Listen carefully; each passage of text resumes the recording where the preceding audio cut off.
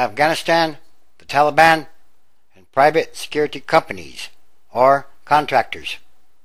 For months, if not years, reports have surfaced that the Afghan mercenaries who escort American and other NATO convoys through the Badlands have been bribing Taliban insurgents to let them pass.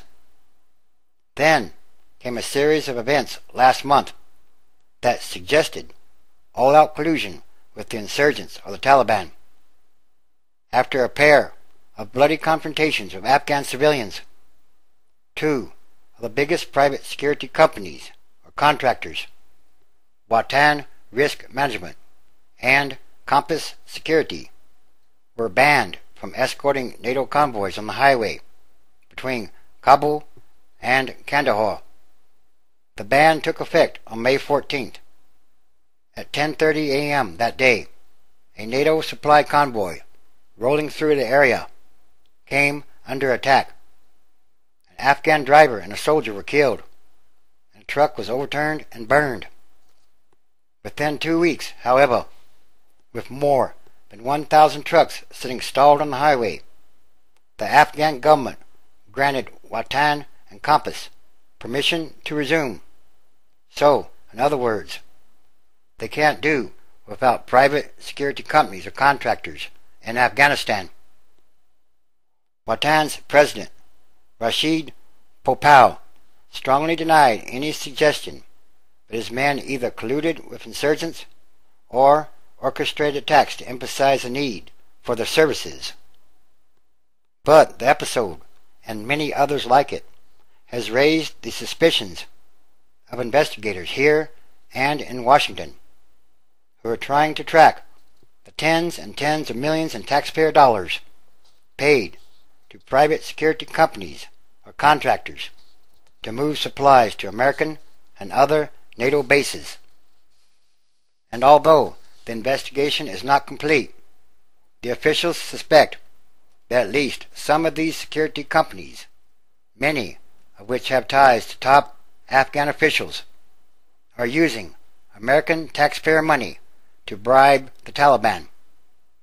The officials suspect that the security companies may also engage in fake fighting to increase the sense of risk on the roads, and that they may sometimes stage attacks against competitors. These suspicions raise fundamental questions about the conduct of operations here, since the convoys and the supplies they deliver are the lifeblood of the war effort. "We're funding both sides of the war," said a NATO official in Kabul. The official said he believed millions and millions of dollars were making their way to the Taliban. So, in other words, American taxpayers are funding both sides of the war in some kind of way. What good is that? The investigation is complicated by, among other things, the fact that some of the private security companies are owned by relatives of President Hamid Karzai and other senior Afghan officials. Mr. Popal, for instance, is a cousin of Mr. Karzai, and Western officials say that Watan Risk Management's largest shareholder is one of Mr. Karzai's brothers.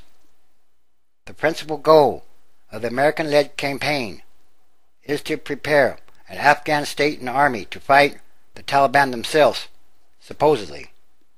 But the possibility of collusion between the Taliban and Afghan officials suggests that, rather than fighting each other, the two Afghan sides may often cooperate under the noses of their wealthy benefactors. People think the insurgency and the government are separate, and that is just not always the case, said another NATO official. What we are finding is that they are often bound up together. The security companies, which appear to operate under little or no supervision, have sometimes wreaked havoc on Afghan civilians. Some of the private security companies have been known to attack villages on routes where convoys have come under fire Western officials say.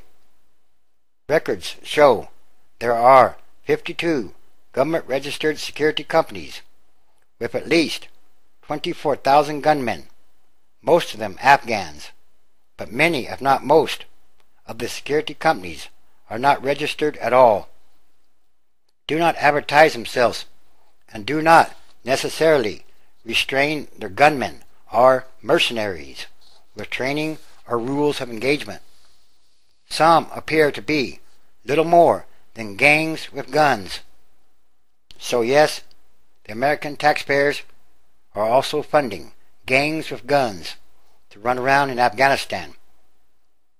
In the city of Kandahar alone, at least 23 armed groups registered with the government are operating under virtually no government control, Western and Afghan officials say.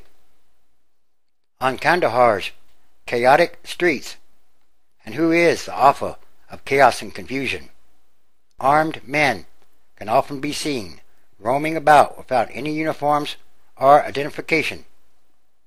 There are thousands and thousands of people that have been paid by both civilian and military organizations to escort the convoys, and they all pose a problem.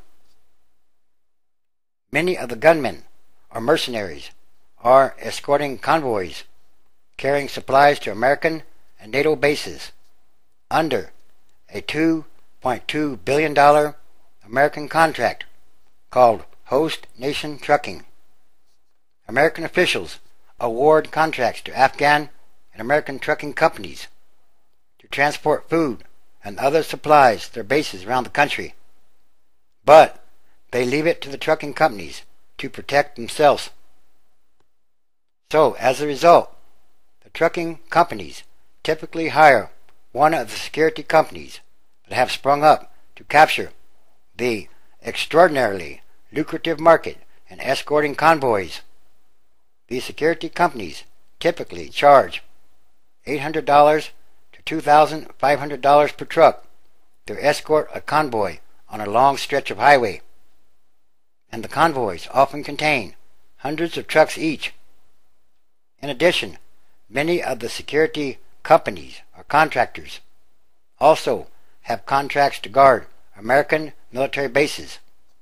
The money is so good, in fact, that the families of some of Afghanistan's most powerful people, many of them government officials, have set up their own security companies to get in on the action. In addition to Watan Risk Management, there is NCL Holdings, founded by Hamid Wardak, the son of Rahim Wardak, the Afghan defense minister. And these are just a few.